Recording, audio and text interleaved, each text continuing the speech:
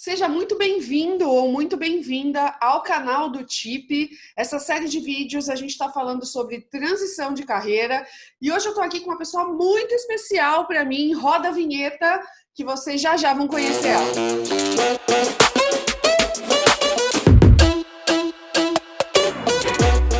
Flávia Saad, que encontro! Hein, minha filha? Pois é. Nós que estamos sempre juntas, hoje estamos cada uma na sua casa. Exatamente. E conversando sobre um tema que eu não sei se a gente já conversou sobre ele antes, né? É um tema que está rolando aí, que está na boca do povo, né? Que é a transição de carreira.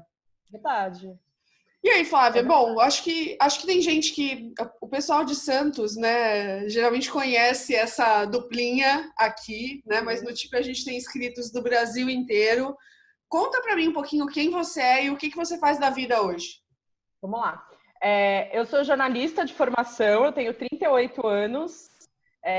Eu também sou mãe da Filipa, que tem 7 anos, nasceu em 2012, e que eu vou contar um pouquinho mais para frente, que foi um dos motivos da minha transição de carreira. Então, eu sou jornalista de formação, trabalhei em redações, trabalhei com jornalismo, com jornalão, né, com jornalismo convencional, mas sempre tive um pé no digital, sempre gostei de circular nesse mundo, de entender como funcionava, e sempre fui uma early adopter, assim como você, né? A gente sempre buscava novidades, buscava entender como o funcionamento e a dinâmica de coisas novas. E aí eu acabei enveredando para esse lado bem cedo, né? Quando ainda estava muito incipiente o jornalismo digital, eu fui muito para esse lado, muito aprendendo as coisas sozinha e sendo autodidata, porque nessa área da comunicação as coisas mudam tão rápido que a gente é basicamente autodidata em quase tudo, né? E aí, conforme o tempo foi passando, vou contar, detalhar um pouco mais daqui a pouco na nossa conversa, eu migrei totalmente para o jornalismo digital e também para o marketing, né? Porque entre os jornalistas, o marketing e o marketing digital, eles são um pouco vistos assim, não tão com bons olhos, né? Mas eu acabei fazendo essa transição de carreira para empreender, né? Para ser empreendedora e também olhar o meu negócio por todos os lados, com uma visão 360 e não só apenas pela visão editorial. E a minha transição de carreira talvez não tenha sido tão brusca, assim, de uma, né, sei lá, às vezes uma pessoa que trabalhava no mundo corporativo e foi dar aula de yoga, não foi tão brusca assim, eu continuei mais ou menos na mesma área, só que eu precisei desenvolver inúmeras habilidades, né, outras habilidades para conseguir olhar mesmo o negócio de uma forma mais integral.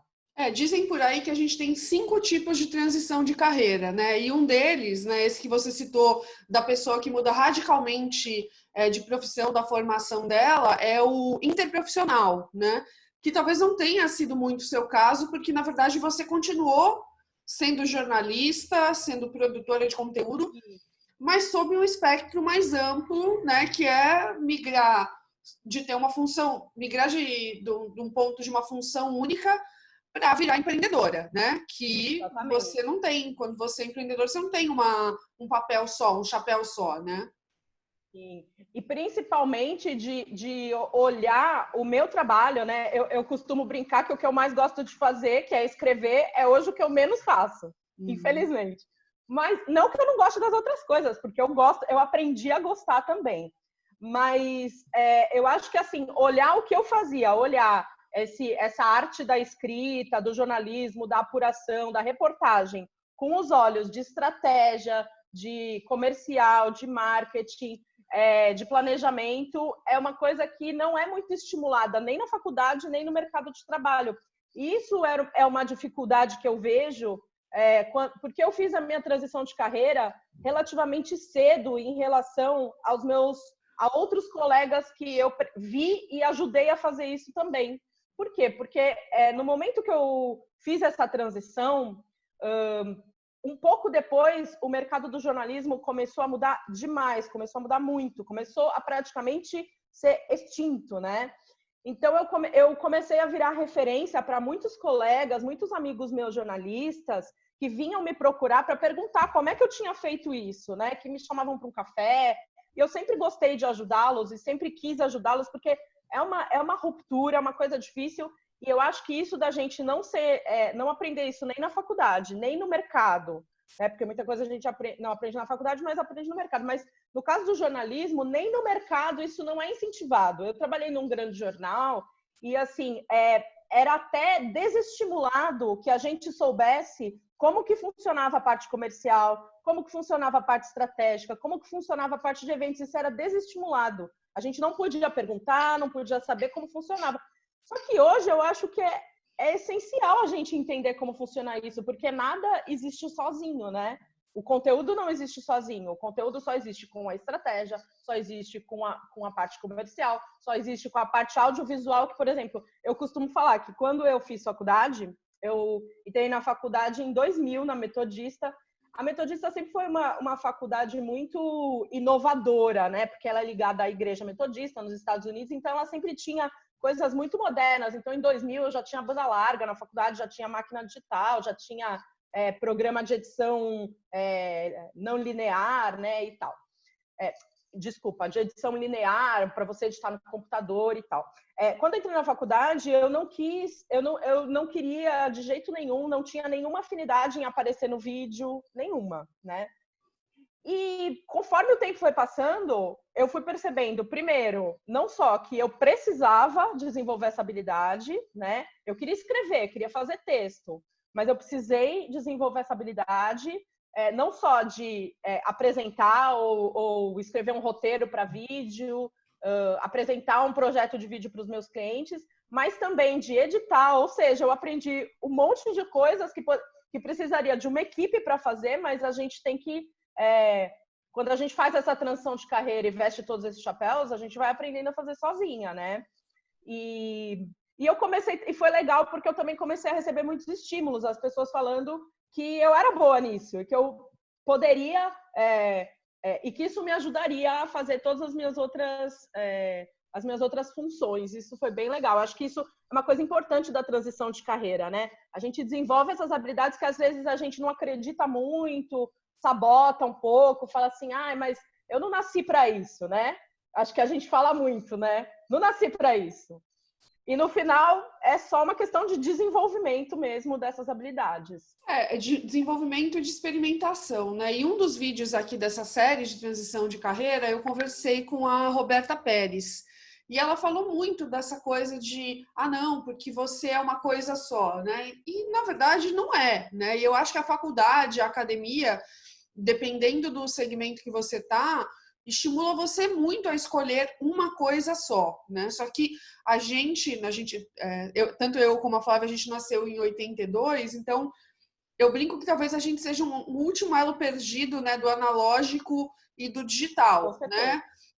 Então, a gente entendeu e conseguiu fazer essa migração e entendeu que o digital muitas vezes te tira essas barreiras de ter que escolher uma coisa só, porque a barreira de entrada fica muito pequena. Então, você consegue aprender, sim, sobre marketing, sobre edição de vídeo, sobre produção de conteúdo, né? Essas barreiras, elas acabam caindo, o que eu acredito que facilite muito, né? Quem decide fazer transição de carreira hoje, né? Ou daqui a alguns anos, ou decidiu alguns anos atrás, é uma coisa um pouquinho mais fácil do que das gerações anteriores, né? Que não tinha tanto acesso a conhecimento e também tinha um estigma de mercado, né? De, putz, não, mas você fez essa faculdade, isso é sucesso, né? O digital ressignificou que é sucesso. Da idade também, né? Da idade também, porque talvez você escolhesse uma carreira com 18 anos e você tivesse que manter isso para a vida toda, mas hoje quanta gente chega nos 30, nos 40, até nos 50 e muda, né? Exato. Tem muito isso também. Eu acho que a transição de carreira, ela vem muito, como a gente falou, do conhecimento, né? De absorver também coisas boas de todas as pessoas que a gente conhece dentro da carreira que a gente escolhe, né? Então, por exemplo, eu costumo contar muito esse exemplo, que é o exemplo da fotografia.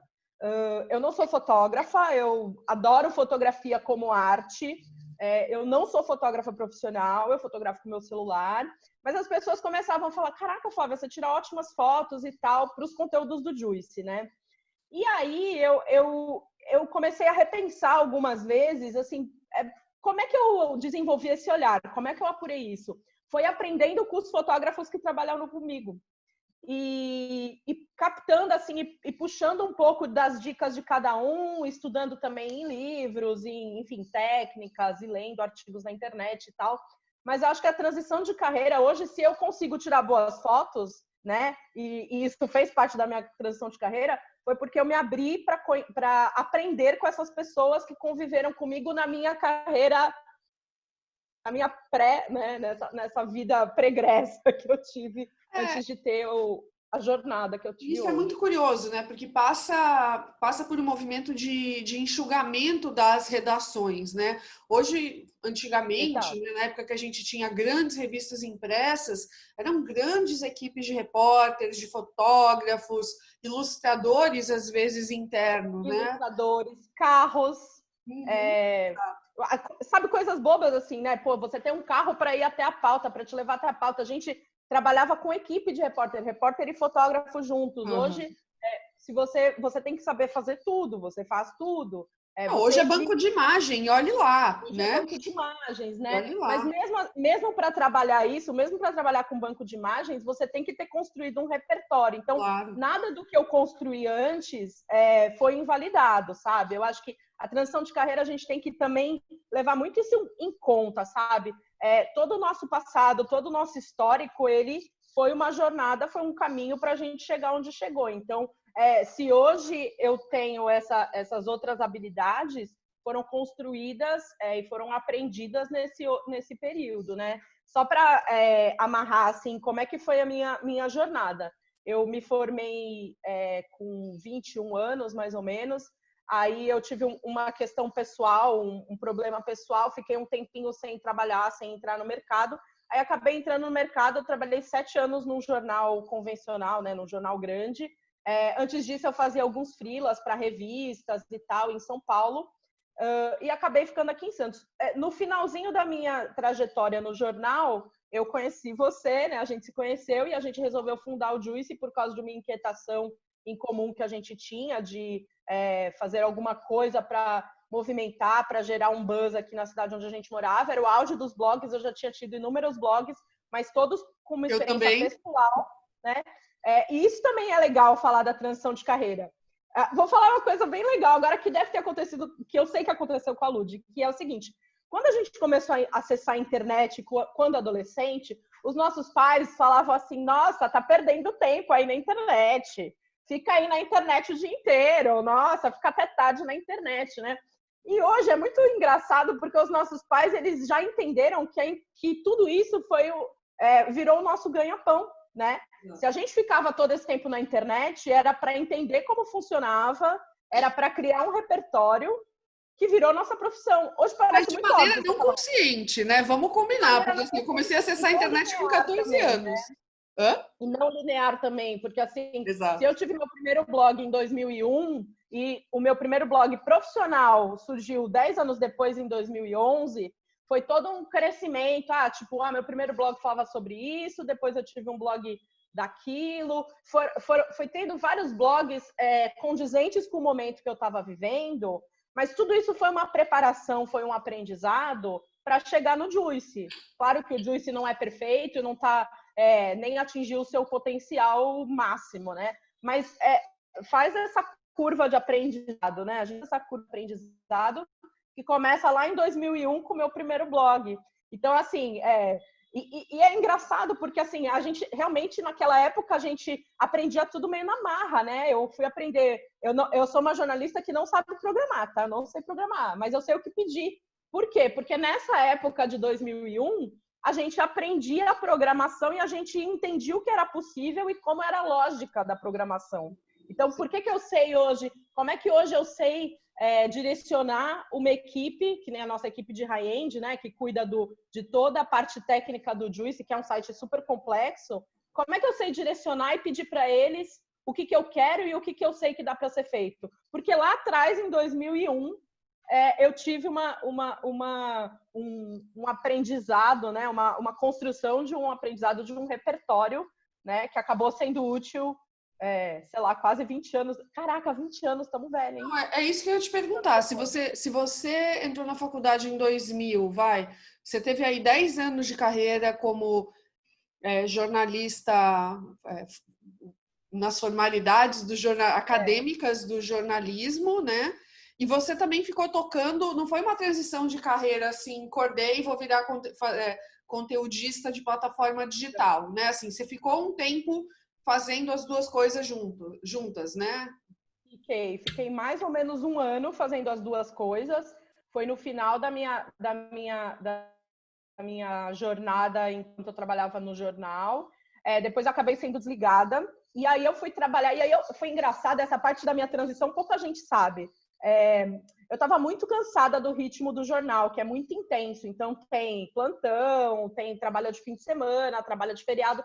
Eu estava muito cansada de perder Dia dos Pais, perder Dia das Mães, perder aniversário, perder todas as festas de família. Eu estava muito cansada disso. E cansada fisicamente, porque é um ritmo que a gente aguenta enquanto a gente é mais jovem, né? Quase médico, né? Assim, eu acho que tem uma coisa assim, né, da tua história que é interessante, que seus pais são médicos, né? Então, meus pais são médicos e eu acabei recaindo, né? Todo mundo me pergunta, mas você não quis ser médica? Não, porque eu não tinha vocação, minha vocação era mesmo a escrita, enfim, e o jornalismo, mas ao mesmo tempo eu acabei recaindo nessa vida de plantões e tal que eles tinham.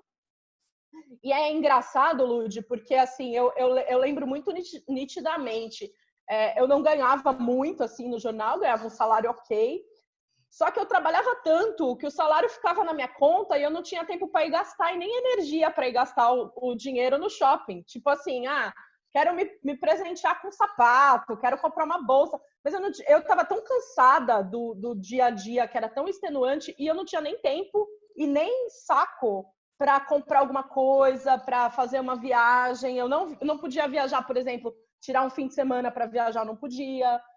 Eu fazia uma viagem por ano, guardava uma grana, fazia uma viagem, sei lá, fui para Europa e tal. Mas, assim, era uma coisa uma vez por ano que nem dava para descansar, nem dava para... Aquelas viagens que cansam mais do que descansam, né?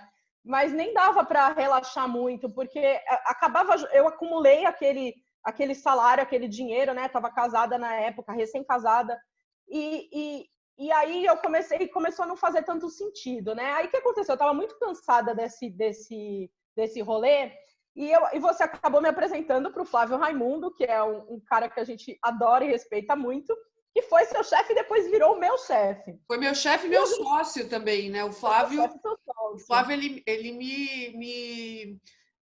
ele foi o que deu o peteleco, assim, tá bom, você quer ser empreendedor? Então vamos ser empreendedora. Pega esse computador aí e começa a trabalhar.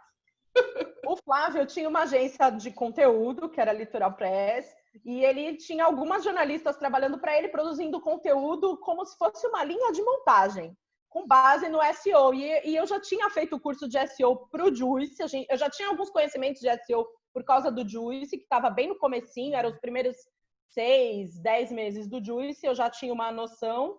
Fui fazer um curso de SEO quando eu fui trabalhar com o Flávio, e comecei a trabalhar, porque assim, o que eu tava afim, eu fui trabalhar com o Flávio para ganhar muito menos do que o que eu ganhava no jornal. Só que o que acontece? Eu enxerguei no Flávio uma oportunidade não só de entender um pouco mais do mundo digital e aplicar no Juice, eu acho que ele nem sabe disso. Acho que ele sabe, ele é bem esperto. Eu fui trabalhar com ele porque eu queria aprender com ele. E outra coisa que eu enxerguei nele, que ele sabe, porque eu já falei muito para ele é um dos mentores, né, que eu tive, foi que eu comecei a olhar para ele como um modelo do empreendedor que eu gostaria de ser, e eu fui trabalhar com ele para aprender como ele gerenciava, como ele geria a empresa dele. E foi muito legal, porque o Flávio, ele dava oportunidade da gente, desde que a gente quisesse. O Flávio foi não só um chefe, mas se tornou um amigo, né? Ele dava oportunidade, desde que a gente quisesse, de fazer qualquer curso que a gente quisesse durante o horário de trabalho.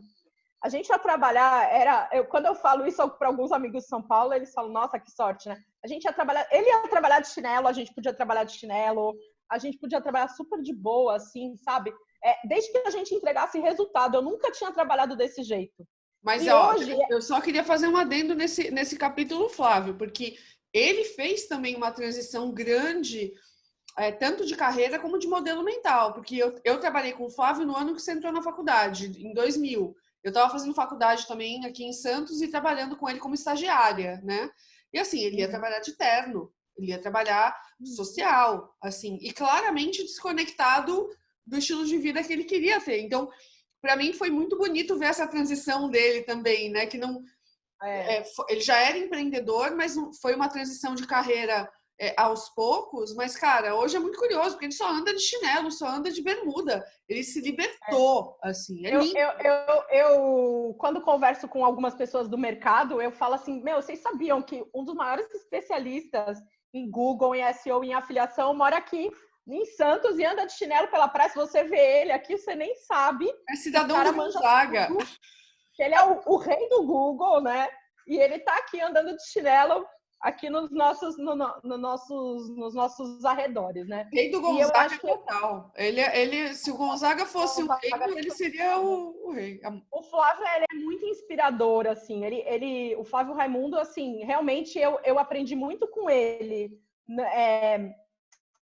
Tanto a parte técnica, né, do que a gente estava fazendo, e o Juicy ganhou muito com isso. No começo, eu acho que a gente ganhou uma baita atração por causa das coisas que eu aprendi trabalhando com o Flávio, mas também até hoje ele é um dos modelos mentais lá, uma das pessoas que me inspira muito quando eu penso em como eu quero ser como gestora e como empreendedora. E aí, o que aconteceu, Lud? Enquanto eu estava... O Flávio, ele arriscou me contratando porque ele sabia que eu logo gostaria de ter um filho, eu estava casada e tal. E eu acabei engravidando enquanto estava trabalhando com o Flávio. Engravidei em março de 2012. Continuei trabalhando até teve uma hora que ele chegou assim para mim, Flávia, não venha mais. Aí eu falei, não, mas eu só preciso designar aqui as coisas que eu para as pessoas, tal, não sei o quê. Eu parei de trabalhar na sexta, a Filipa nasceu na quarta seguinte, né? Então foi uma gravidez super bacana, trabalhando com o Flávio, aprendendo pra caramba. E aí, quando a Filipa nasceu, ela é o grande motivo do meu estalo, né? Da minha transição de carreira. Então, há 7 anos atrás, e aí eu conversei muito com o Flávio, né?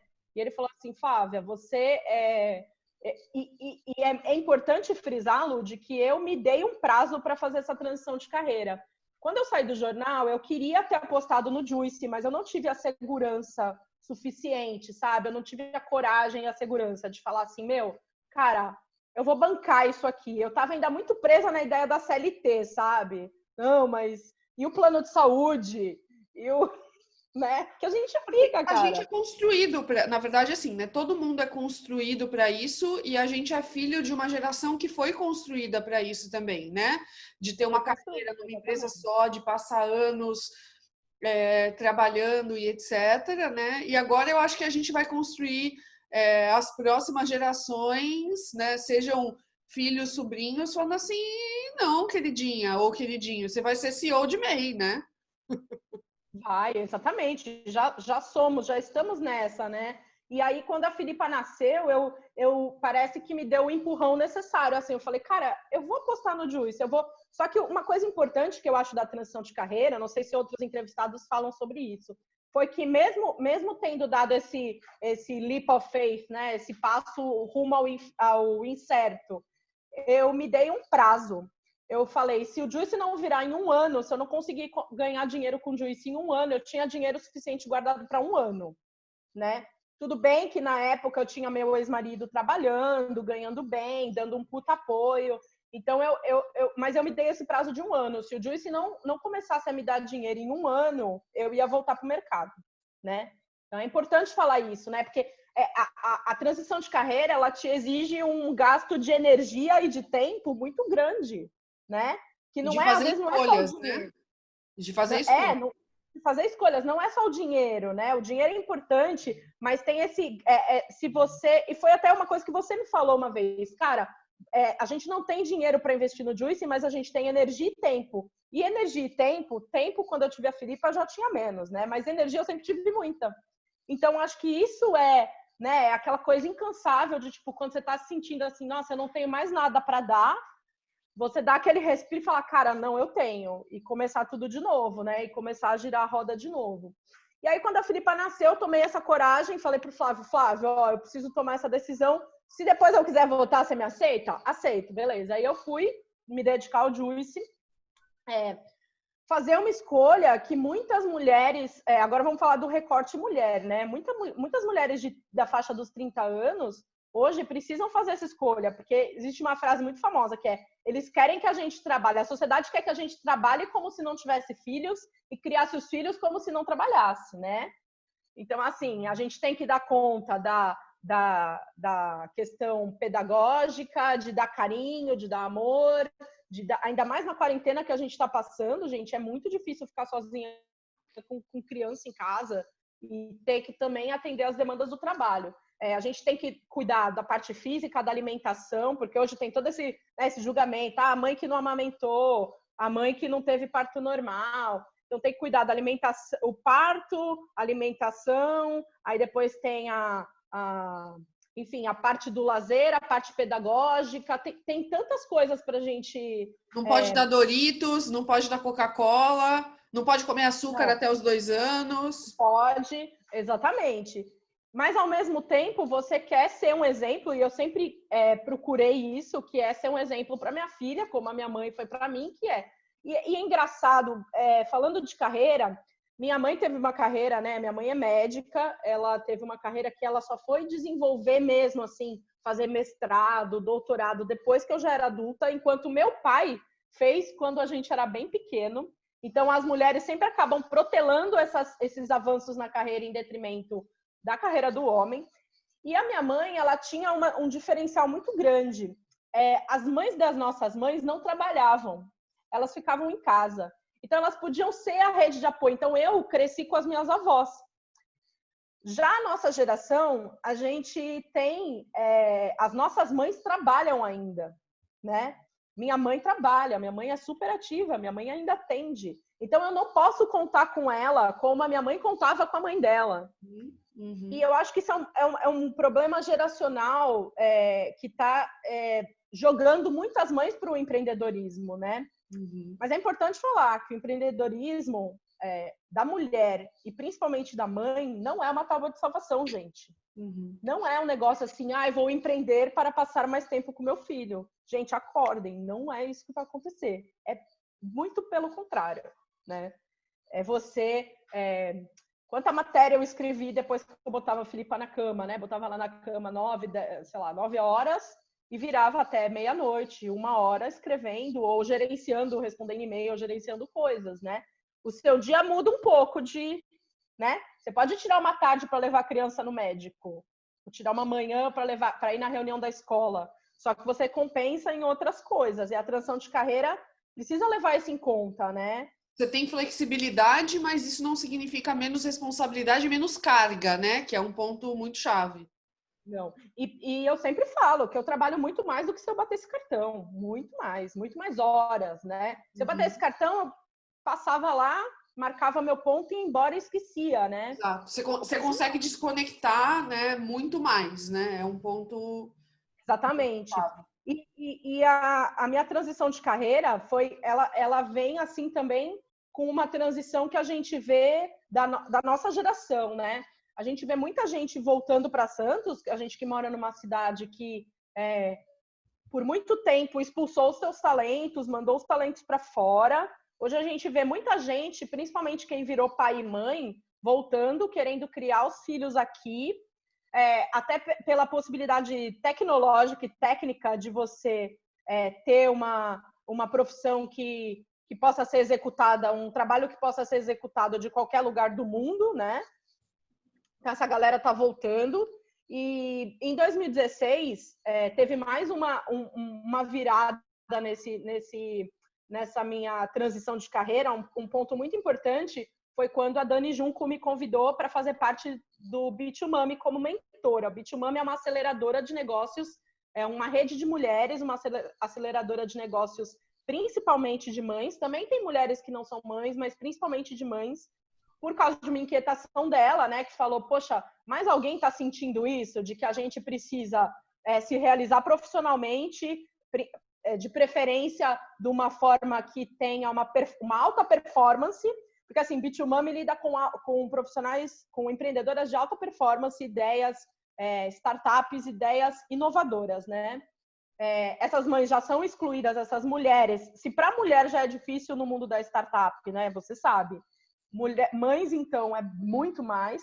E a Dani me chamou para ser mentora no B2Mami.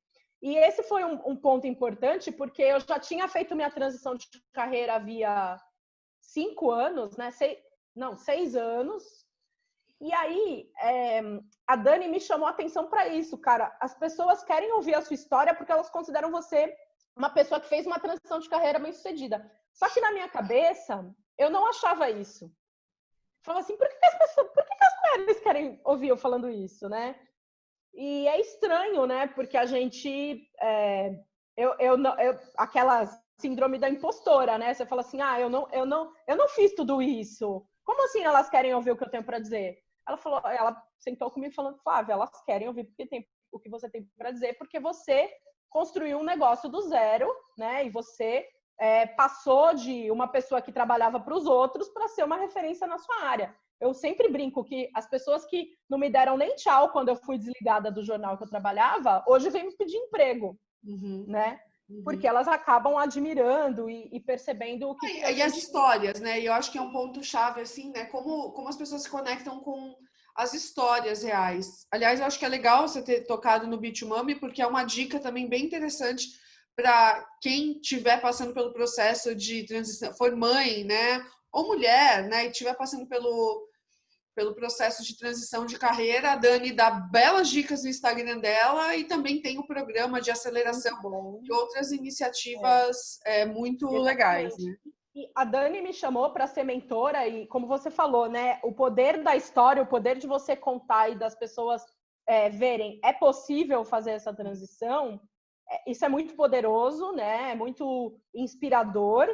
E quando eu comecei a participar dos eventos como mentora, e uma vez foi muito engraçado, porque teve um evento específico aqui em Santos que tudo tinha dado errado naquele dia, cliente cancelando, minha funcionária, tipo, surtada na época, né? Enfim, a pessoa que trabalhava com a gente estava surtada de nervoso, enfim, tudo dando errado e eu tendo que falar para os outros, olha como eu sou uma empreendedora bem-sucedida, veja só como eu toco o meu negócio, olha que lindo, né? E por dentro, assim, atrás as pessoas não sabem o que está acontecendo, né?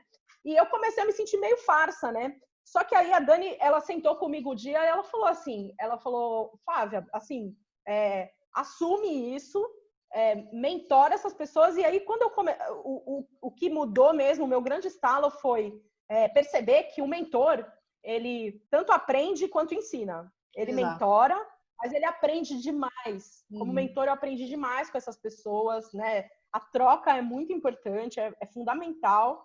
E eu acho que esse ponto, um dos pilares do B2Mami é esse give back, né?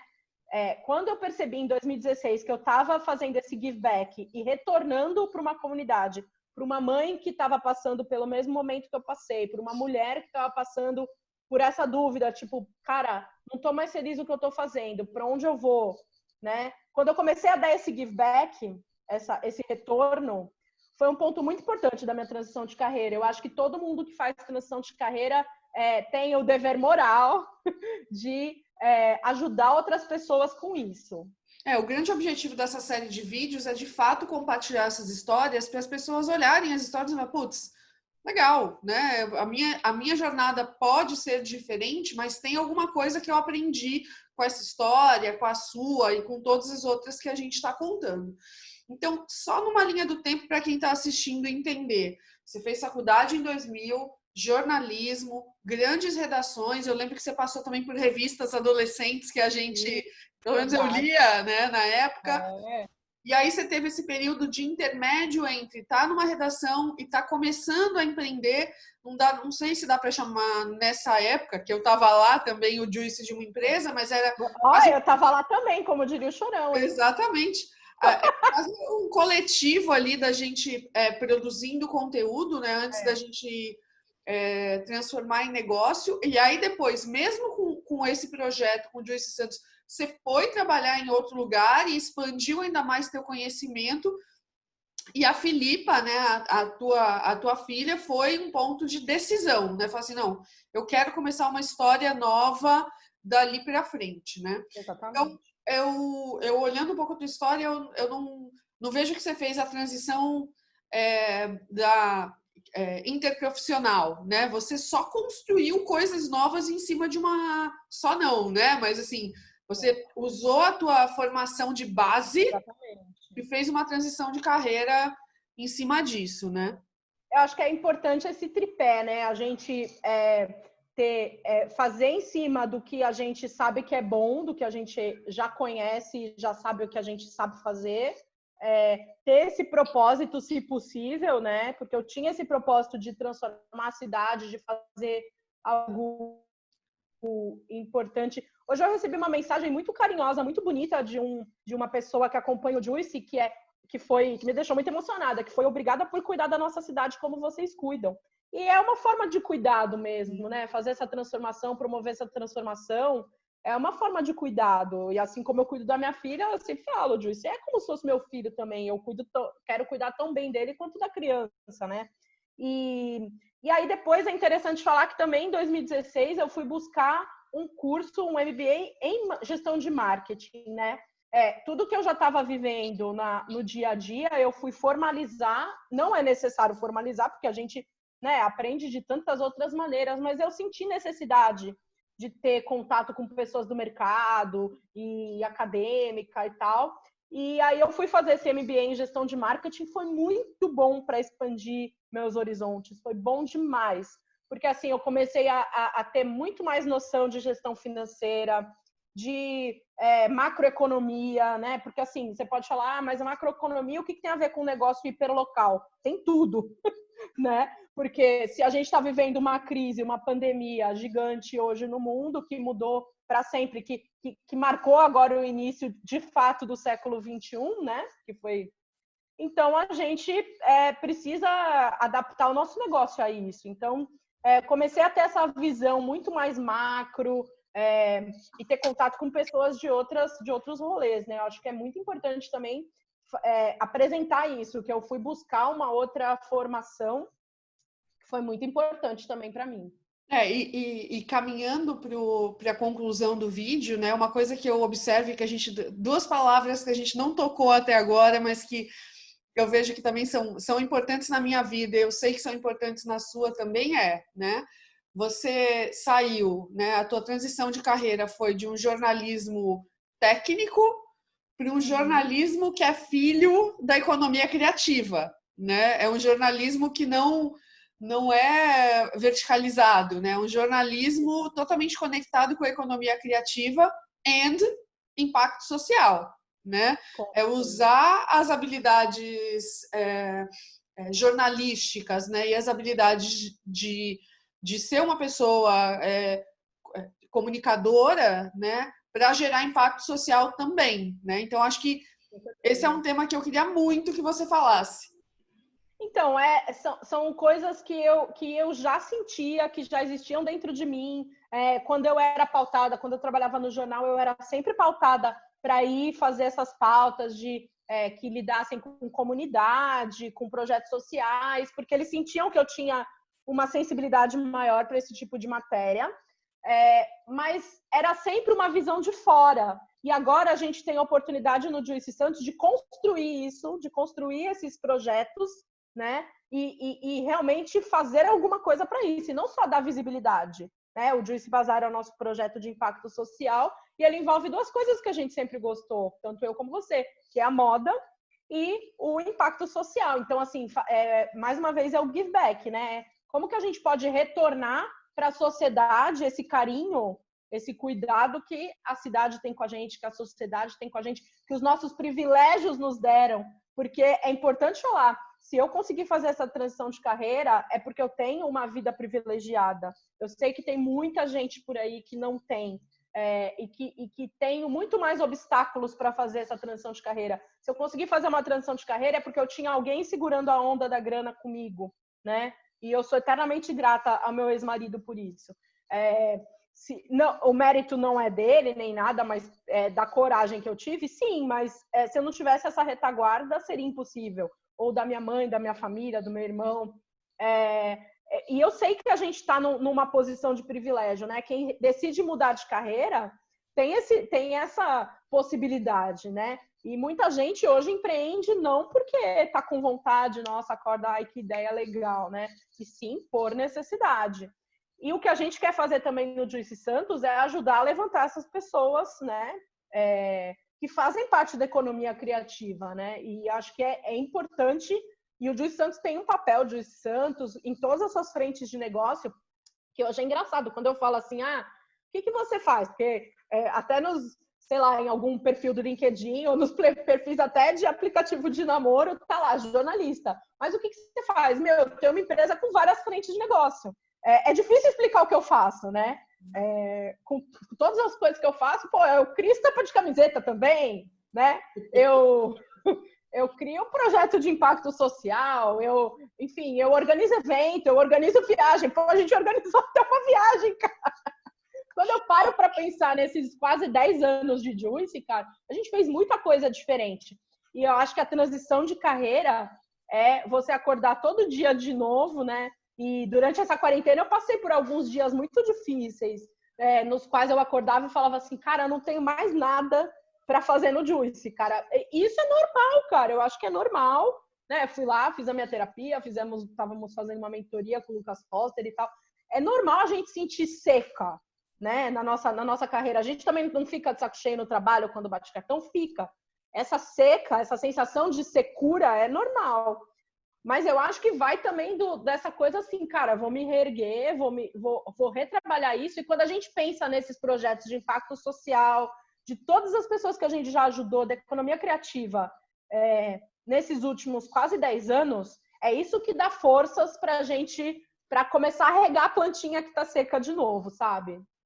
Perfeito. O empreendedor é um belo cactus, né? Fica sem água um tempão. O empreendedor é um cacto. Aí você olha lá, tá maravilhoso. Ou eu brinco com o Maurício, que é meu marido e meu sócio também, eu falo assim, cara, não tem vegetal mais empreendedor do que o alho poró. Você bota ele na água, no dia seguinte o bagulho já cresceu. O cara fala, meu Deus, o alho poró é uma lição de vida. E tudo tem o seu tempo de acontecer também. Assim, o empreendedor, eu acho que ele tem uma forma de catalisar algumas coisas, mas é engraçado que a gente sempre falava, quando a gente lançou os produtos do Juice em 2018, é legal lembrar que eu acabei resgatando o e-mail naquela época, não sei se você lembra, um e-mail de, sei lá, muitos anos antes, falando que a gente queria ter linha de produtos, camisetas, só que no final das contas, as coisas vão se encaixando no momento que precisam se encaixar. Talvez antes, 5 anos antes, não era o momento que a gente não tivesse uma rede de comunicação tão potente para vender esses produtos. Exato, então, exato. As coisas foram se encaixando no momento certo. Então, muito do empreendedor e do cara que faz a transição, da pessoa que faz a transição de carreira, vem também de aceitar essa questão do tempo certo das coisas, eu acho, sabe? Lúdia, E o que você daria, assim, né? A gente falou bastante de privilégio, né, você tocou nesse assunto, que era uma coisa que eu ia te perguntar. O que você dá para a gente fechar e para a pessoa ficar com 3 dicas, né? Que ela pode aplicar. De repente é um jornalista que está vendo, né? E eu sempre falo que eu acho que a gente está vivendo um momento que nunca houveram tantas oportunidades para quem escreve bem, né? Escrever bem hoje é um baita asset, né? Assim, escrever bem e saber contar histórias é um baita asset, né? O que você... pode ser um jornalista, pode ser uma mãe, pode ser um produtor de conteúdo, dá 3 dicas para essas pessoas anotarem num caderninho e deixarem aquilo ali visível enquanto elas estão tomando as decisões dela ou reconstruindo, né, a jornada, porque a gente está num momento também onde tem muita transição de carreira compulsória, né? Gente que perdeu emprego, gente que até vai ter que montar outros negócios porque o negócio anterior não se provou sustentável? O que você coloca numa caixinha e dá de presente para essas pessoas? São dicas que eu dou já há alguns anos. A primeira delas é você ver qual que é a dor que você está sentindo e se outras pessoas têm a mesma dor. Porque você só consegue ter um negócio e empreender em alguma coisa se você estiver resolvendo uma dor e se essa dor for a sua também. Porque se a dor não for sua, é muito difícil de você conseguir tocar isso. Por quê? Porque se não resolver um problema que você também tem, eu acho que você não se sente compelido a tocar isso, tá? Eu acho que é escolher uma dor que você também está sentindo e seguir a sua intuição e a sua dor, porque outras pessoas também têm essa dor. Segunda coisa é, já que você tem uma dor, encontrar um nicho. Então, assim, sentar e escrever e colocar num papel quais são qual é esse nicho, para quem que você vai falar, pesquisar a ferramenta Canvas, que é muito importante para você categorizar o que você está pensando, para quem você vai vender, o que você vai vender, de que forma, quais canais. Já é uma coisa mais técnica, né? Mas eu refaço o Canvas do nosso negócio, mesmo você não sabendo, mas eu refaço frequentemente, porque eu sento para pensar nisso com bastante frequência. E a terceira é se dar um prazo, né? Porque eu acho que se a gente não tiver um horizonte, um norte, e falar assim, cara, eu vou tentar até aqui, e aí depois disso eu vou tentar outra coisa, eu acho que é importante, porque não dá para ficar dando murro em ponta de faca, sabe? E todas essas coisas acho que levam a tudo isso, levam a ter um prazo, né? Eu tive esse prazo que eu me dei 1 ano, né? Guardei dinheiro para 1 ano para fazer essa transição de carreira. Sei que não é possível para muita gente, mas se você tiver um ponto final para olhar, falar assim, até o ano que vem eu quero ter esse objetivo e esse objetivo completos, né? Acho que é uma coisa muito importante para te dar uma visão para olhar para frente. Perfeito. E para fechar, assim, explica para o pessoal o que é o Joyce Santos. Vamos lá. Joyce Santos é uma plataforma de conteúdo com várias frentes de negócio. Então, hoje a gente começou com um blog em 2011 e ano que vem a gente faz 10 anos, vai ser um ano muito especial para nós. Tanto porque vai ser uma retomada, né? Quanto vai ser os 10 anos do Joyce e os 20 anos da MKT Virtual, que é a empresa da qual o Joyce faz parte. Joyce Santos hoje tem algumas frentes de negócio. O blog virou um portal, a gente tem também os nossos produtos afetivos, que tem um e-commerce próprio.